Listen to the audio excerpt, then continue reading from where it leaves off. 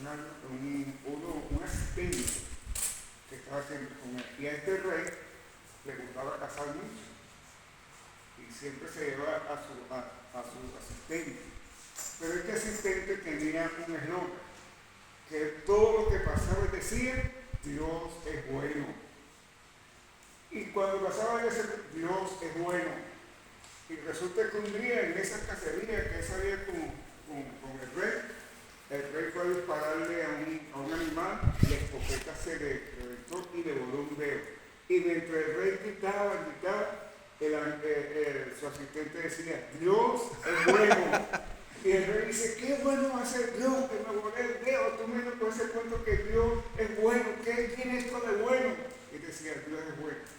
Bueno, dice la historia que el rey se molestó tanto que lo metió en prisión. Y bueno, cuando sanó su dedo, se fue para África a cazar presas más grandes, a cazar elefantes, a cazar leones. Y cuando estaba allí en África, dice que se separó del grupo donde iba y se perdió con el nuevo asistente que tenía. Y los agarró una tribu caníbales, que comen gente. Caníbales, los agarraron. Y dice que cuando los agarran, al primero que meten en la olla es al asistente. Se lo comieron. A los días, cuando lo iban a meter en la olla, lo revisan de pies a cabeza y resulta que le faltaba un dedo. Y dice el chamán de la tribu, no, este hombre no nos lo podemos comer porque nuestros dioses nos prohíben comernos a alguien que le falte una cara. Y lo soltaron, él como pudo llegar al grupo con que había ido a África y pudo regresar a su país. Cuando llega a su país, el primer asistente estaba preso. Y él va y lo visita y le cuenta, dice lo que sucedió. Y el asistente te dice, Dios es bueno. Y dice, ¿por qué tú dices que no es bueno si tiene tanto tiempo aquí preso? Dice, Dios es bueno, porque si yo fuera ido con usted, me fueran comido a mí. Y Dios me libró, Dios es bueno. Por eso, hermano, la Escritura dice, como decía el pastor, a los que aman a Dios, todas las cosas nos ayudan a bien. Aunque en el momento no lo entendamos, eso tiene un propósito del Señor. Amén. Así que Dios bendiga al pastor en esta mañana. Le doy las gracias, pastor, por habernos recibido en este lugar, en haber estado estos meses con usted. Le voy a decir algo que se lo dije a mi esposa cuando llegamos aquí. Nosotros asistíamos estábamos yendo a la iglesia de mis hijos, pero sin ningún compromiso. Ellos nos quisieron poner una sola y dijeron, no, ahorita yo no quiero nada, yo quiero descansar. Y cuando llegué aquí, encontré a mi hermana allá, me mandaron a su mandar, encontré a mi hermana, esto es una iglesia de las Asambleas de Dios, nosotros allá somos Asambleas de Dios también. Y entonces en la mañana veníamos aquí y nos íbamos con y le dije al Señor, tengo que abrir una iglesia. La iglesia que me pongan a acreditar es el que tú quieres que yo estoy. Ese martes vine y el hermano me dijo, pastor, te vi que hermano. Un pequeño mensaje y dije, Señor, aquí me quedo. Y entonces el otro pastor, muy buena gente, esta semana nos invitó a su casa, nos despidió, nos hizo un almuerzo, contento con nuestras hijas, porque Dios es bueno. Amén. Bueno, hoy les quiero invitar que abran sus Biblias en el libro de Hechos, capítulo 1. Vamos a leer en el versículo 6. Quiero hablarle de algo, hermano, que hoy no se habla casi en la iglesia. Libro de Hechos, capítulo 1, vamos a leer desde el 6 hasta el 11. ¿Ya? O hasta el 10. Dice así la palabra del Señor. Entonces los que se habían reunido le preguntaron diciendo, Señor, ¿restaurarás el reino de Israel en este tiempo? Le dijo, no os toca a vosotros saber los tiempos o los sazones que el Padre puso en su sola potestad. Pero recibiréis poder cuando haya venido sobre vosotros el Espíritu Santo. Y me seré testigo en Jerusalén, en toda Judea, en Samaria, hasta lo último de la tierra. Y habiendo dicho estas cosas, viéndolos ellos, fue alzado y recibido en una nube que le ocultó de sus ojos. Esta es la parte que más me gusta de este texto. Estando ellos con los ojos puestos en el cielo, entre tanto que él se iba, he aquí se pusieron junto a ellos dos varones con vestiduras blancas, los cuales también le dijeron: varones galileos, ¿por qué estáis mirando al cielo? Este mismo Jesús que ha sido tomado de vosotros al cielo, así vendrá como le habéis visto. Amén. Señor, gracias te damos en esta mañana por tu palabra, por exponer, Señor. Permite que esta palabra sea una palabra de consuelo, de aliento. Sí, Señor. Que esta palabra, Señor, nos recuerde que somos ciudadanos del reino de los cielos y que tú vienes por la iglesia, Señor. En el nombre de Jesús. Amén. Amén. Quiero hablar en esta mañana de que Cristo viene, Maranata. Amén. Usted sabe que una vez estaba orando en mi casa, en el lugar, cuando siempre me despierto orando, y el Espíritu Santo me habla y me dice: ¿cuántos predicadores han invitado? Y yo le dije: Señor, a muchos. Y viene y me dice el Señor: ¿y cuántos te han hablado de mi venida? Y comencé yo allá a buscar. Me han hablado a los jóvenes, a las damas, de milagros, a salir tantas cosas, pero no digo, Señor, que ningún evangelista me ha traído un mensaje de que Cristo viene. Y esa es la esperanza de la iglesia, de que Cristo viene por la iglesia, que estamos esperando esa segunda venida. Pero para que haya una segunda venida, tuvo que haber habido una primera venida. ¿Y cuál fue esa primera venida? Cuando Cristo nació allí en Belén, en medio de vacas y bueyes, como dice el apóstol. Y aquel verbo se hizo carne y habitó entre nosotros, y vimos su gloria como nuestro del Padre, lleno de gracia y de verdad. Él vino la primera vez y nació allí en ese pesebre para cumplir la voluntad del Señor, para cumplir allí las profecías del Antiguo Testamento que hablaban. Alguien dijo que Isaías debía haber sido nombrado el quinto evangelio, porque Isaías nos habla de su nacimiento, de su muerte, de su resurrección. Y cuando Cristo nace, cumple las profecías del antiguo nacimiento. Luego lo vemos allí que nace, crece como un niño normal. A los 12 años se le pierde al padre, a la madre. Durante 3 días lo están buscando y los consiguen en el templo sentado allí con toda la gente preparada de la ley, hablando con él. Una de las cosas que le dice: en los negocios de mi padre me conviene estar.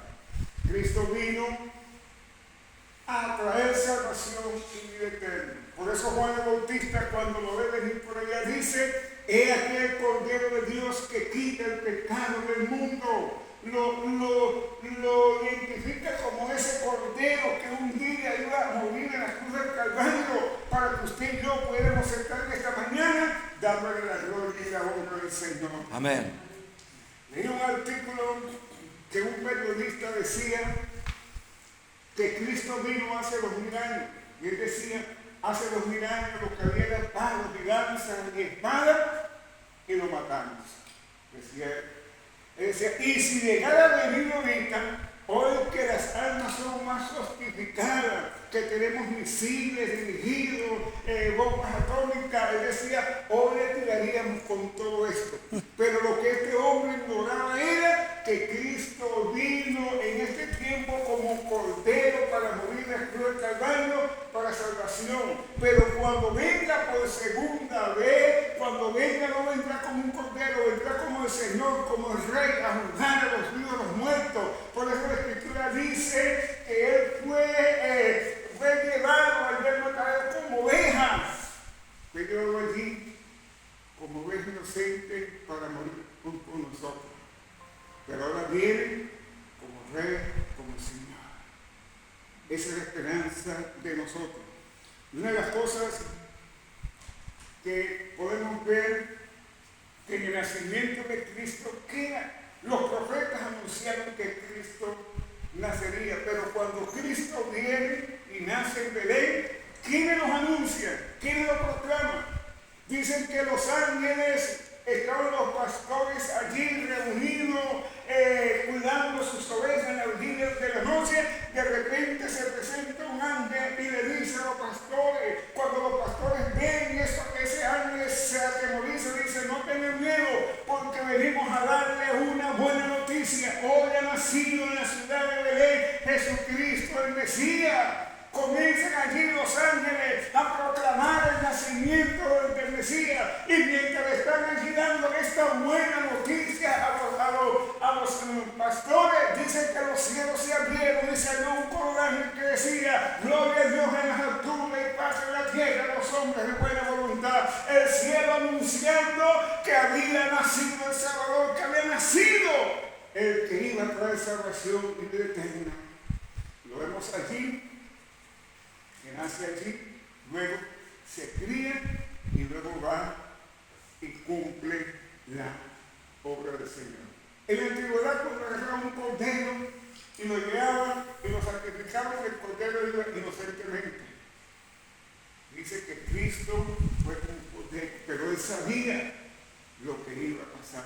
Porque cuando está hablando ayer en el Getsemaní, dice: Padre, cuando yo me imagino que ve, se pone allí a vislumbrar todo el panorama, todo el sufrimiento por lo que tenía que pasar, cómo le iban a arrancar su alma, cómo con aquel madero le iban a desfigurar su rostro, cómo esos 49 latigazos cayeron sobre su espalda. Me imagino que estaban viendo todo ese panorama de humillación, y allí cuando estoy hablando me dice: Padre, si es posible, pasa de mí esta copa. Pero allí vemos una obediencia del Señor que dice: pero no sea mi voluntad, sino la tuya.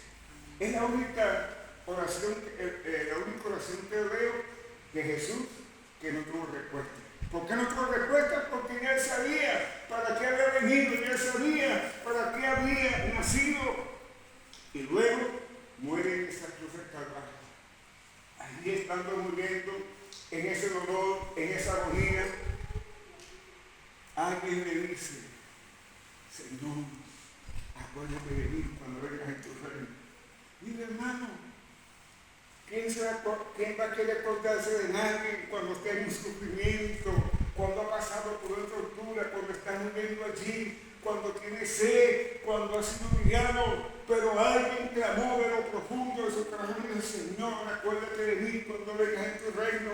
Allí el Señor hace un alto en su dolor, allí el Señor hace un alto en su agonía y le dice: hoy mismo estarás conmigo en el paraíso, porque cuando el hombre y la mujer clamamos al Señor, Él oye nuestra oración. Por eso me gusta lo que le dice el Espíritu Santo a las 7 iglesias allá en Apocalipsis: yo conozco tu obra, yo conozco tu obra. Él sabía que eran hombres y mujeres que oraban, que clamaban, que buscaban al Señor. Y cuando usted clama, cuando nosotros clamamos, Él oye nuestra oración. Amén. Es la iglesia la que mueve el cielo. Señor. Es Amén. la iglesia la que mueve la mano del Señor para traer bendición de cada Amén. vida. Y luego de esto, hermano, muere. Y parecía que ya todos habían acabado. Los discípulos estaban tristes, estaban asustados porque dijeron: si le mataron a él, de un momento a otro nos vienen a buscar a nosotros también. Cuando estaban allí, dice que al tercer día la muerte no pudo tenerle, el sepulcro no pudo sujetarle, y se levantó victorioso diciendo: toda potestad es dada en el cielo, en la tierra y debajo de la tierra. Él tiene toda potestad, Él tiene todo señorío. Y mientras los discípulos estaban asustados allí, Él comenzó a aparecerse. Intervinieron de nuevo los ángeles, porque las mujeres fueron allí al sepulcro, y un ángel dijo a la mujer: ¿por qué buscáis?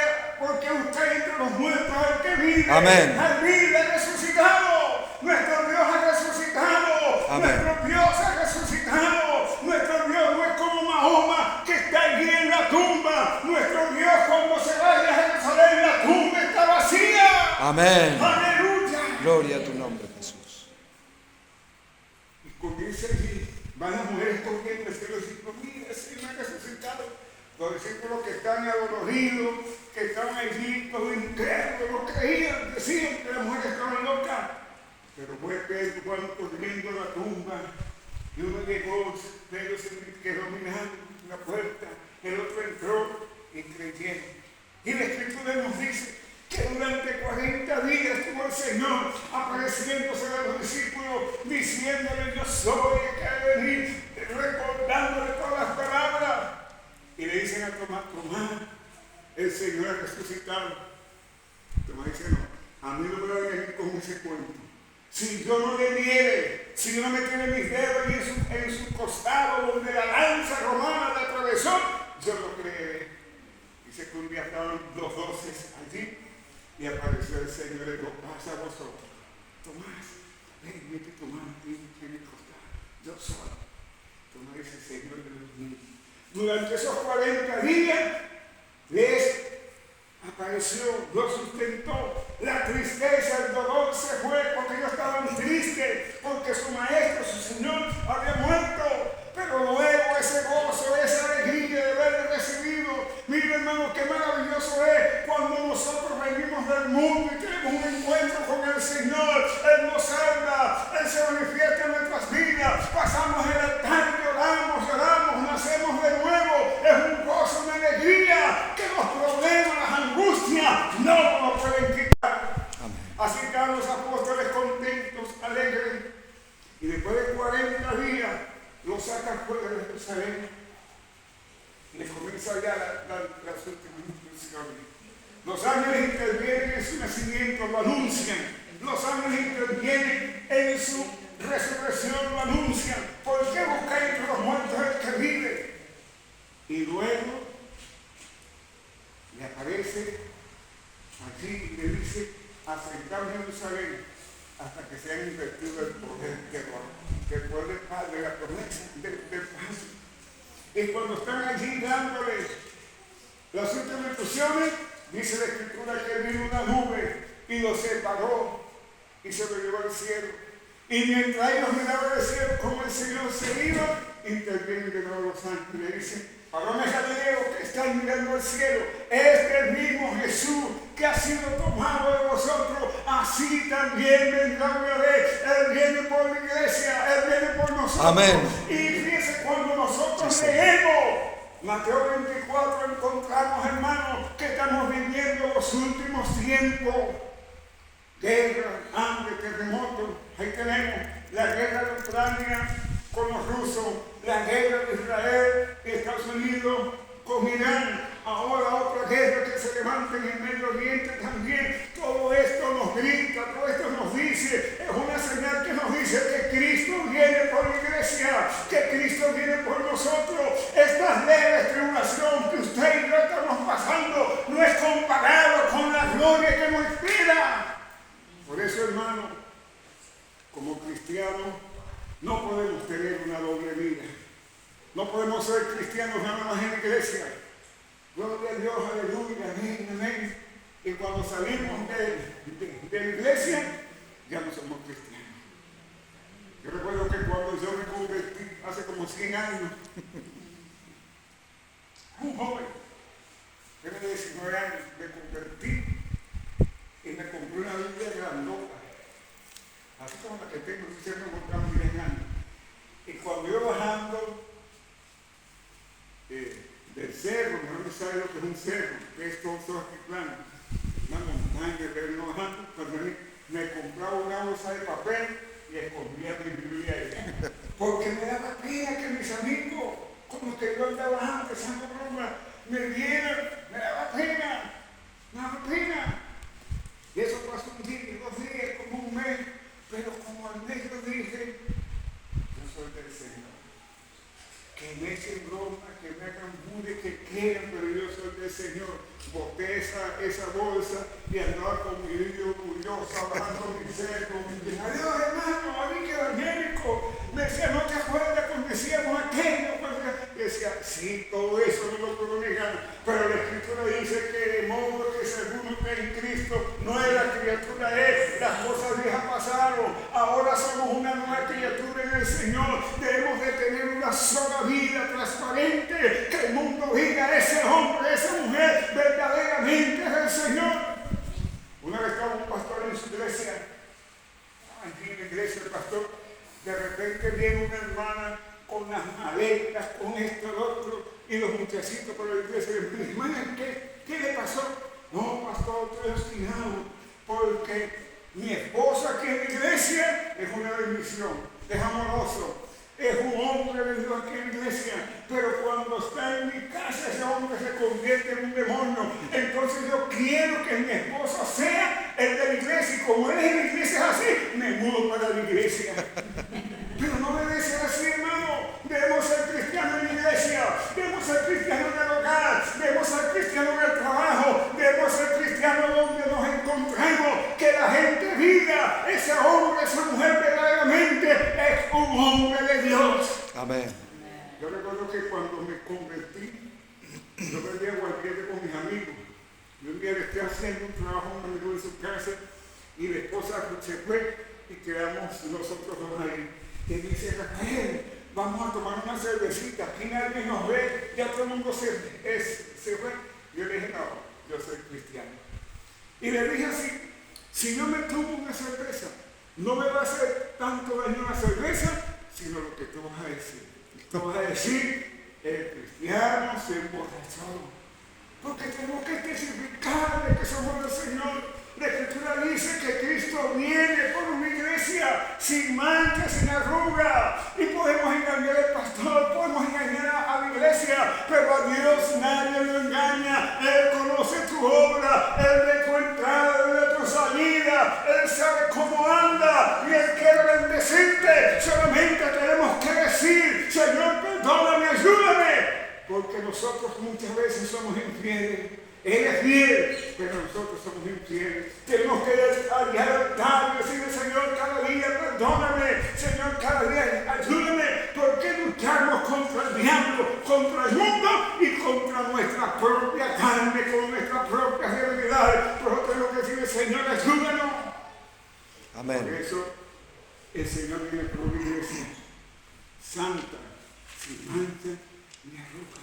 Él vino la primera vez, hizo la obra redentora, ahora viene por una iglesia, ahora viene por ti, viene por nosotros, viene por hombres y mujeres que consagremos nuestras vidas al Señor, viene por hombres y mujeres que en medio de la tribulación, en medio del problema, podamos decir como dijo Job en la crisis, podamos decir como dijo Job en el problema, dijo, yo sé que mi Redentor vive y aún del polvo de la tierra me levantará, no importa el momento difícil por el cual esté pasando, quizás no llega al mes en lo económico, pero tu Redentor vive, Él te va a bendecir, Él te va a ayudar, Él va a abrir una puerta de bendición para que sigas adelante. Amén. Pero es necesario, mis hermanos, mantener una vida de consagración al Señor.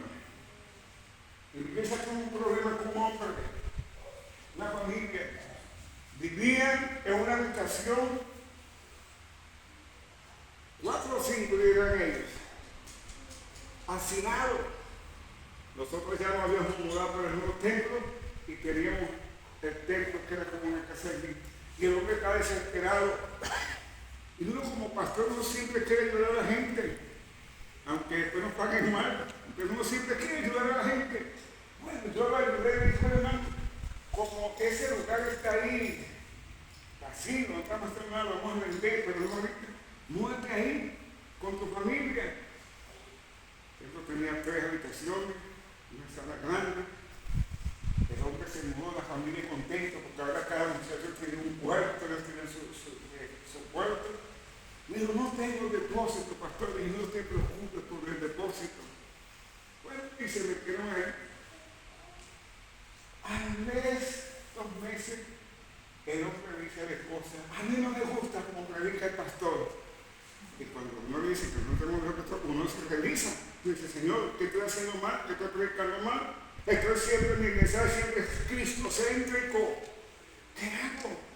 Y el hombre empezó a escuchar mi mensaje, que esto, que el otro, y se me fue de la iglesia. Y se siguió diciendo, mi Señor, ¿qué hice mal? Si lo que hice fue ayudarlo, lo que hice fue ayudarle cuando lo botaban, que donde estaba viviendo, le ayudé, ¿qué hice mal? Bueno, se fue, me quedé tranquilo, con mi código diciendo que hice mal. Pues, hermano, al tiempo se descubrió el asunto. El hombre no le gustaba mi mensaje, porque yo en mi mensaje hablaba que como cristianos tenemos que ser maridos de una sola mujer, que el adulterio es pecado, que la fornicación es pecado. Se descubrió que tenía este hogar y tenía otro hogar. Tenía dos hogares con hijos casi del mismo tamaño. Por eso no le gusta el mensaje. Por eso nuestro mensaje como pastor tiene que ser cristocéntrico, hablar a la gente. ¿Por qué? Porque Cristo viene por una iglesia santa, sin mancha ni arruga. Él viene. No es como uno dice, no, que yo estoy viendo que Cristo viene. Estoy viendo que los médicos dicen Maranatha, Cristo viene, estoy viendo, y ya soy un viejo y Cristo no viene. No, Él va a venir. Lo que pasa es que Él es paciente para con todo, no queriendo que nadie se pierda, sino que todos los hombres procedan del arrepentimiento. Él es fiel de su misericordia. En los tiempos que estamos, mire hermano, estamos viviendo tiempos terribles, donde la palabra se cumple, como decía Hegel, como otro, donde la tecnología ha avanzado. Hace 50 años no teníamos teléfono donde podemos hablar. Yo toda semana le hablo con Venezuela, con la iglesia, me informan, me dicen, se hacen videos. Hace 50 años eso no existía. Daniel dijo que en los últimos tiempos la ciencia aumentaría. Y la ciencia ha aumentado. Hoy en día, hermano, la guerra ya va a un futuro que no se van a librar con los hombres, sino es con puros drones. Vemos la guerra de Israel, de Rusia, que lo que utilizan son drones, porque la ciencia se ha multiplicado. La Escritura dice que antes que Cristo viniera, este evangelio sería predicado en todo el mundo. Y yo decía hace años, Dios mío, ¿cómo se va a hacer para predicar en todo el mundo? Hoy es sencillo, hoy tenemos internet, hoy se predica el evangelio por todo el mundo. Hoy la gente está consciente de que hay un Dios que vino a traer salvación en el eterno. Y lo maravilloso de esto, hermano, es que Él viene por la iglesia, Él viene por nosotros. Él dijo, voy pues a preparar un lugar para vosotros. En la casa de mi Padre muchas moradas hay. ¿Para quién son esas moradas?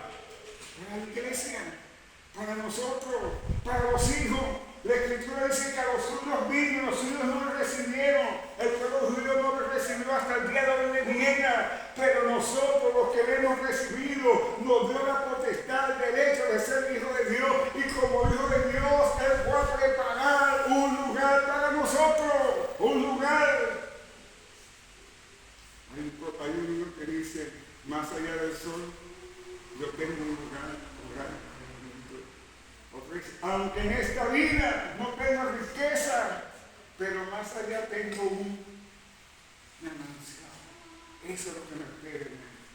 Gloria al Señor. Amén. ¿Cuánto tiempo me queda, hermano? Tranquilo. Pues tranquilo. Bueno, fíjense, Él viene por nosotros. Y el enemigo lo sabe. El enemigo sabe que Él viene por una iglesia, que Él viene por nosotros. Pero Él viene por una iglesia santa, donde no quiere que hagan chisme, donde no quiere que hagan divisiones, que hagan conflictos, donde quiera que podamos hacer como cuando Él se reunió con los apóstoles que se estaban discutiendo en el libro de Juan. Dijo, Padre, que sean uno como tú, en unidad, en compañerismo. Hoy estamos viviendo tiempos terribles, hermano, donde la apostasía se ha levantado terriblemente, donde hombres han hecho del evangelio un comercio. Todo es dinero. Allá en Venezuela hay una secta que se llama, creo que aquí también hay, se llama Padre de Sufrir. Allí todo es dinero, hermano. Lo pasan ustedes por un manto y no es que va a dar 5,000 pesos. No. Tiene que dar una ofrenda grande por ahí para que se bendición. Le venden en la cuenta bendita, el aceitico, la tierrita, todo es dinero.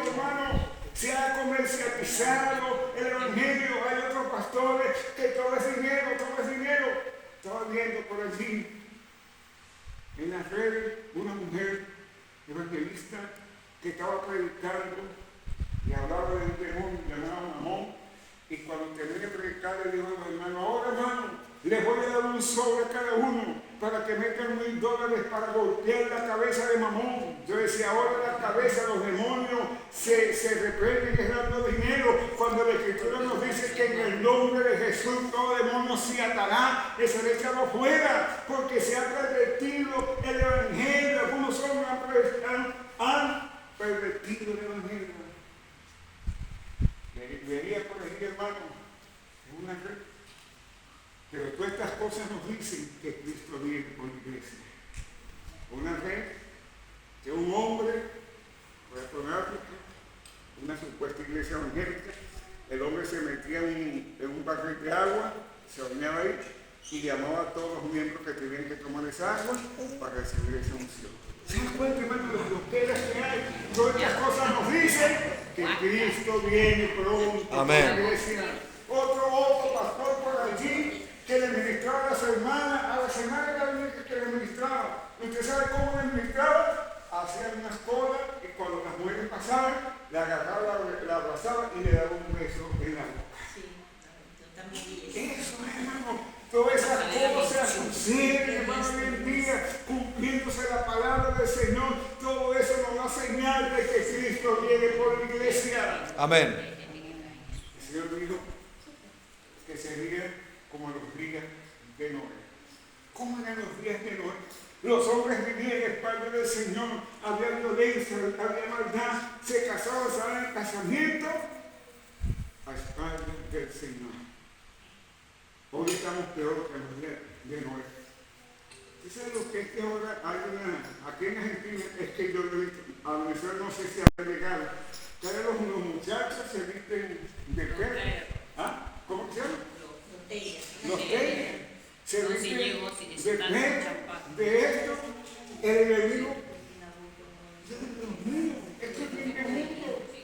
Si Dios hizo al hombre para que se viniera en el mundo, para enseñar sobre los animales, ahora los muchachos vestidos de perro, ladrando como perro, alzando la patilla como perro. Eso es el enemigo. Todo eso nos dice que Cristo es el Amén. Antiguamente, hermano, los estados aprueban leyes llamando lo bueno, llamando lo malo, llamando lo bueno, y lo bueno, llamando lo malo. Leyes, hermanos, donde un hombre y una mujer se pueden casar. O sea, dos hombres se pueden casar, dos mujeres se pueden casar. En una iglesia en Estados Unidos estaba un hombre casando, un pastor casando a su hijo. Y usted mire, pastor, pero eso no tiene nada raro. Que un pastor case una pareja. Pero lo raro de esto era, hermano, que el pastor estaba casando al hijo y lo estaba casando con otro hombre, estaba casando a dos hombres. Mira la perversión que han metido en el Evangelio, cuando el Evangelio es santo, es puro. Pero todas estas cosas nos dicen, nos gritan que Cristo viene por la iglesia, que Cristo viene con un día, de un momento a otro, los cielos se abrirán y el amado de todas las naciones vendrá por la iglesia. No, mire, no es para adular al pastor, no, ni el otro pastor de mi hija. Yo me siento, oigo el pastor, digo, tremendo maestro de la palabra del Señor. No nos enseña cosas raras, nos enseña cosas que están en la palabra del Señor. Esos hombres, esas mujeres que enseñan la palabra del Señor, hay que valorar, dice que son dignos de doble estima. Porque cuánta gente no hay por allí predicando cosas que no son. Dos pastores, hermanos, muy famosos, predicando un mensaje, y decía, esto está completamente fuera de Biblia. ¿Qué sucedió con Judas?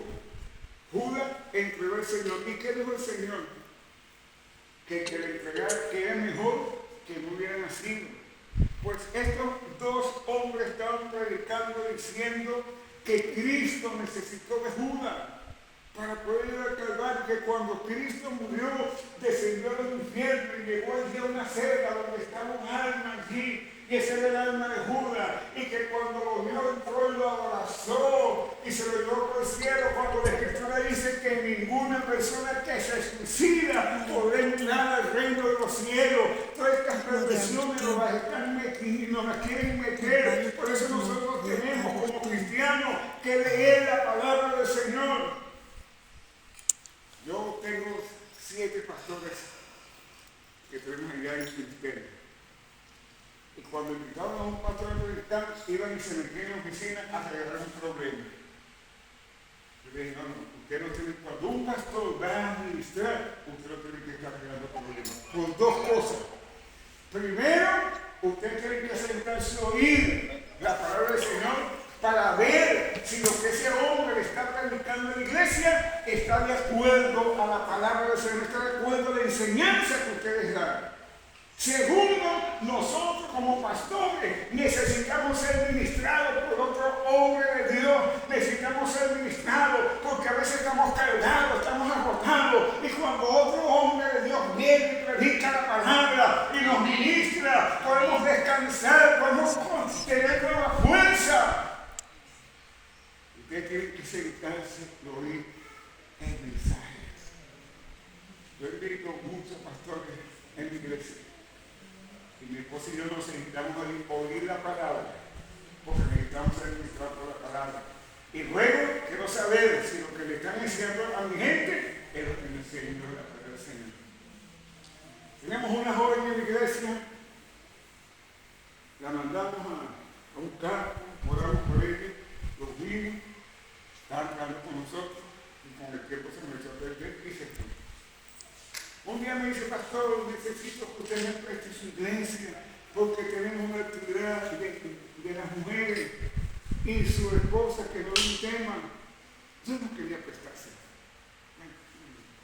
Yo dije, no, yo soy presente en cosas raras. Me dice mi esposa, vamos a empezar la iglesia para limar las perezas. Yo dije, bueno, vamos a prestarse. Le presto la iglesia. Pero como le presto la iglesia, yo voy a oír ahí a mis temas, porque mis mujeres de la iglesia, las hermanas de la iglesia, van a ir. Y yo queremos saber qué diferencia. Oye, hermano, eso fue desastroso. Una de las cosas que más me impactó fue que esta joven, después que andaba caminando la palabra desde el púlpito, dijo, yo vivo el evangelio como me da la gana. Yo vivo el evangelio como me da la gana. Y yo estaba Dios mío, ya, yo estaba que me arrancaba los poquitos pelos que me quedaban.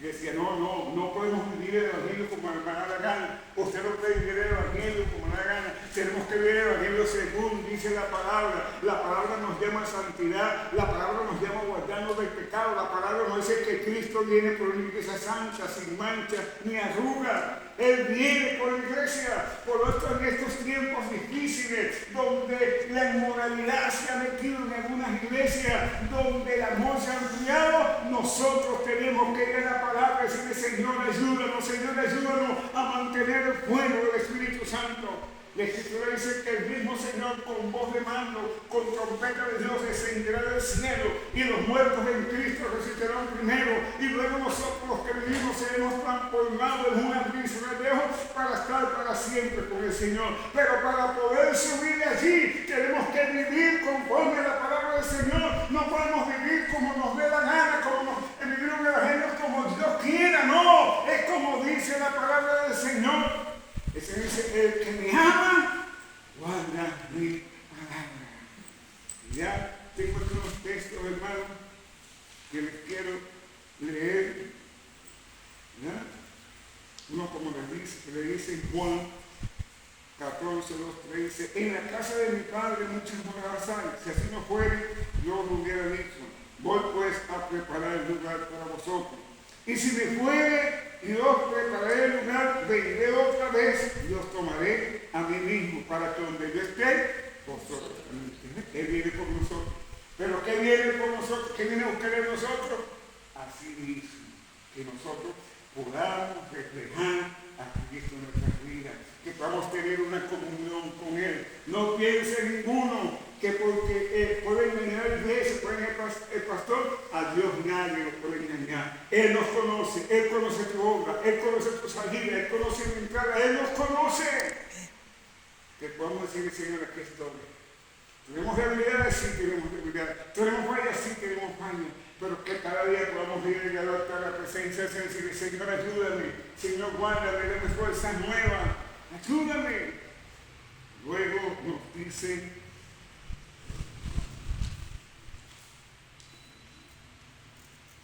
en Romanos, este texto me encanta, porque dice,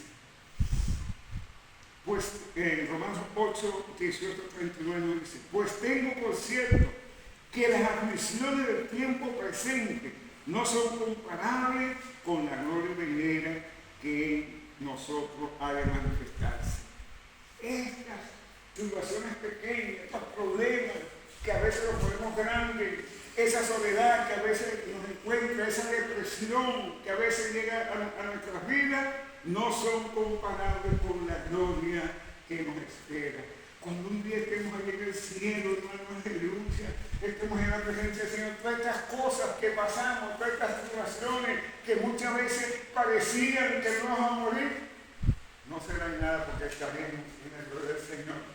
Estaremos allí con un cuerpo glorificado. Ya la muerte no tendrá autoridad sobre nosotros. Ya el pecado no tendrá autoridad sobre nosotros. Estaremos allí ante la presencia del Señor con un gozo infinito que nunca habíamos experimentado. Estaremos allí diciéndole gracias, Señor, gracias, porque voy a caminar por esas calles de oro. Gracias, Señor, porque cuando te vea me voy a tirar a tus pies. Te voy a decir gracias, Señor, porque me salvaste, gracias, Señor, porque metiste tu mano allí en la inmundicia donde yo estaba, me levantaste y extendiste tu misericordia para conmigo. Una vez estaba orando así, no creyente que estaba orando en la oficina de mi pastor, llegué a mi casa de 3 días orando, Señor, de repente viene la voz del Espíritu y me dice, he engrandecido sobre ti mi misericordia. Me dijo esa palabra y yo la recibí, pero yo no las entendí. Me levanté de allí, gozoso, alegre. Cuando entendí estas palabras, hermanos, que Dios ha extendido su misericordia sobre mí, cuando han venido las tribulaciones, cuando han venido los problemas, cuando he estado a punto de dejarlo todo y olvidarme de todo, ahí entonces la misericordia de Dios me ha sustentado, me ha dado nueva fuerza, me ha dado nuevo ánimo, porque Él te habla, Él conoce tu angustia, Él conoce tu necesidad, Él te está preparando para esa gloria que le espera en la iglesia. Maranata, Cristo viene con la iglesia. Y esto es una cosa, hermanos, que el enemigo quiere robarlo. Amén. Cuando yo creí, se predicaba mucho de la venida del Señor. Hoy en día nos dan muchos temas, pero pocos temas que nos hablan de que Cristo es la iglesia. No somos ciudadanos de esta tierra, Amén. Somos ciudadanos del cielo. Amén. Una vez teníamos un problema con mi hija y yo le dije a Diablo, mira Diablo, ¿tú sabes una cosa? Yo no tuve hijos para el infierno, yo tuve hijos para el cielo. Así que mis hermanos, Cristo viene por la iglesia, Cristo viene por ti, no importa los momentos que estás pasando, no importa la dificultad, tienes una esperanza que el mundo no tiene, que de un momento a otro los cielos se abrirán y estaremos con el Señor. El día y la hora, nadie lo sabe. Por ahí salió uno de esos teólogos que hablan mucho, sacó esos cuentas, esos números y dijo, Cristo viene para el año tal. Mira, nosotros nunca les cayó, porque la Biblia dice que el día y la hora nadie lo sabe sino el Padre. Pero podemos estar aquí en ese momento, alabando, glorificando al Señor, y puede venir el Señor y partimos con el Señor. O puede ser hoy, puede ser mañana, puede ser el año que viene, pero Él viene porque no es hombre para mentir, ni hombre para engañar. Lo que Él dice lo cumple. Y Él dice que Él viene por una iglesia santa, sin mancha ni arruga. Él viene por ti, esa es nuestra esperanza. Esa es la esperanza de la iglesia.